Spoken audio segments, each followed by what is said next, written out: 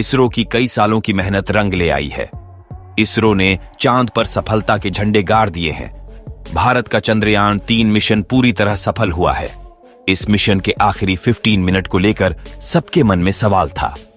चंद्रयान 3 की लैंडिंग पर पूरी दुनिया की नजरें थीं। चंद्रयान 3 के लिए सबसे अधिक चुनौती थी सॉफ्ट लैंडिंग के आखिरी 15 मिनट की।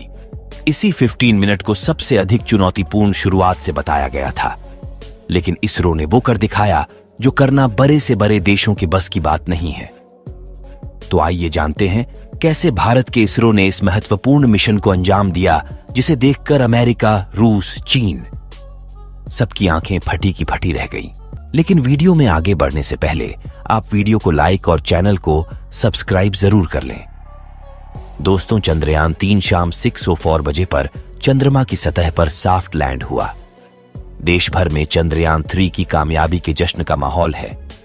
पूरे देश और भारतीय अंतरिक्ष अनुसंधान संगठन की टीम को बीते 4 साल से इस गौरवान्वित पल का ही इंतजार था। चांद के दक्षिणी ध्रुव पर लैंड करने वाला भारत पहला देश बन गया है। आज भारत अपने यान को पहली बार पृथ्वी के अलावा किसी दूसरे पिंड पर सुरक्षित उतारने में कामयाब रहा है।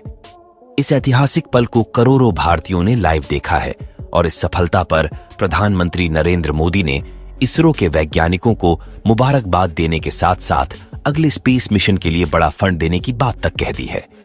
लेकिन बहुत कम लोग ही जानते होंगे कि लैंडिंग के दौरान कुछ पलों के लिए इसरो के ग्राउंड सेंटर का विक्रम लैंडर से संपर्क कमजोर हो गया था और वो बड़ी गलती कर बैठा था, जिससे ये मिशन फेल हो सकता था।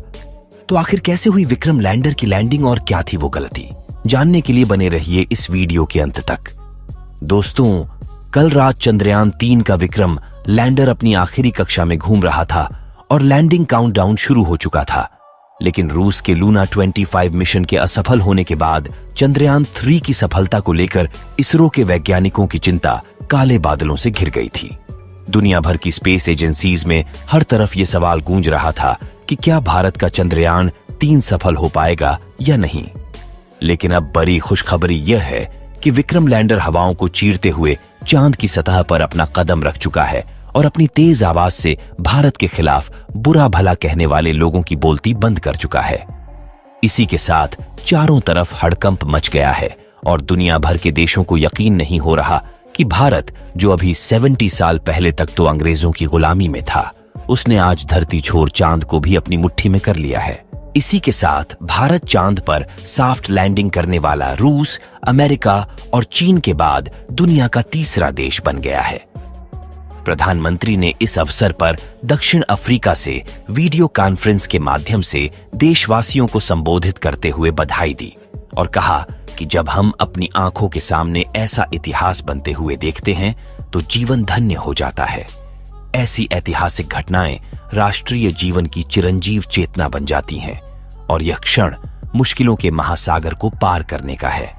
यह क्षण 140 करोड़ धड़कनों के सामर्थ्य का है।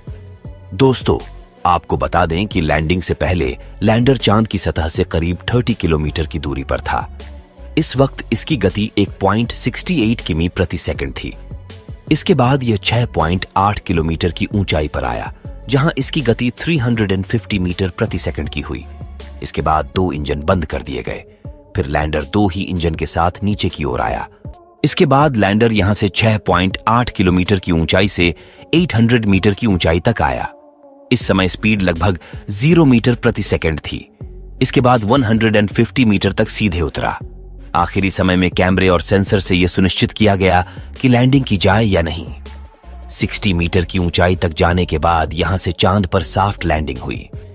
30 किलोमीटर से लैंडिंग तक की पूरी प्रक्रिया ऐसी थी जिसने न सिर्फ वैज्ञानिकों की ही बल्कि देशवासियों की भी धड़कनें बढ़ा दी थीं। इन 15 मिनट को ही मिनट्स ऑफ टेरर कहा जाता है। यही आखिरी 15 मिनट ये डिसाइड करने वाले थे कि चंद्रयान 3 सफल होगा या नहीं। पिछली बार की गलती को ठीक करते हुए इसरो ने इस बार इन्हीं 15 मिनट का फुल प्रूफ प्लान बनाया था। लैंडिंग के ये 15 मिनट इतने ज्यादा खतरनाक इसलिए होते हैं क्योंकि इस प्रोसेस में ग्राउंड टीम के पास कोई कंट्रोल नहीं होता और अगर स्पेसक्राफ्ट का सामना किसी मुश्किल से हो जाए तो उसे खुद उस मुश्किल का सामना करना होता है और इसी दौर में ज्यादातर स्पेस मिशन फेल हो जाते हैं।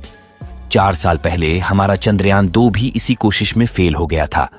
ऐसे में फुली एसी में बैठने के बावजूद इसरो के वैज्ञानिकों के पसीने छूट रहे थे, लेकिन हिम्मत बनाए हुए करीब 5:45 पर इसरो चीफ सोमनाथ ने आखिरी बटन दबाकर विक्रम लैंडर को लैंडिंग करने का संकेत दे दिया। इसी के साथ लाइव टेलीकास्ट देखने वाले हर भारतीय का गला सूख गया था और हर तरफ से चंद्रयान 3 को दुआएं मिल रही थीं, क्योंकि अगले 15 से 20 मिनट ही चंद्रयान 3 की किस्मत लिखने वाले थे। चंद्रयान 3 के लिए अब अगले कुछ पड़ाव महत्वपूर्ण हैं। जैसे अब नजरें प्रज्ञान रोवर पर है, जो स्थितियां सामान्य होने के बाद चांद की सतह पर चलेगा। चंद्रयान 3 का लैंडर मॉड्यूल लैंडर के कंप्लीट कॉन्फ़िगरेशन को बताता है। इसमें रोवर का वजन 26 किलोग्राम है। रोवर चंद्रयान 2 के विक्रम रोवर के जैसे ही है। वरिष्ठ वैज्ञानिक संजीव सहजपाल कहते हैं कि योजना के मुताबिक सॉफ्ट लैंडिंग के साथ ही लैंडर और रोवर चांद की सतह पर अपना काम करना शुरू कर देंगे। लैंडर के साथ ही चांद की सतह पर उतरने वाले रोवर अपने पहियों वाले उपकरण के साथ वहां पर सतह की पूरी जानकारी इसरो के वैज्ञानिकों को देना शुरू कर देगा। इन पहियों पर अशोक स्तंभ और इसरो के चिन्ह उकेरे गए हैं, जो प्रज्ञान के आगे बढ़ने के साथ चांद की सतह पर अपने निशान छोड़ेंगे। इसी के साथ इसरो और अशोक स्तंभ के चिन्ह चांद पर अंकित हो जाएंगे। वैज्ञानिकों के मुताबिक सॉफ्ट लैंडिंग के बाद रोवर और लैंडर से जो जानकारी इसरो को मिलेगी वह 14 दिनों तक ही होगी, क्योंकि चांद को पूरी रोशनी सिर्फ इसी दौर में मिलेगी। उनका कहना है कि रोवर से मिलने वाली जानकारी बहुत ज्यादा महत्वपूर्ण इसलिए मानी जाती है क्योंकि वह चांद की सतह पर जाकर आगे बढ़ता रहता है। वैज्ञानिकों का कहना है कि 14 दिनों के भीतर रोवर चांद पर अपने तय रास्ते को न सिर्फ पूरा करेगा, बल्कि उसकी पूरी सूचनाएं भी इसरो के डाटा सेंटर को भेजता रहेगा।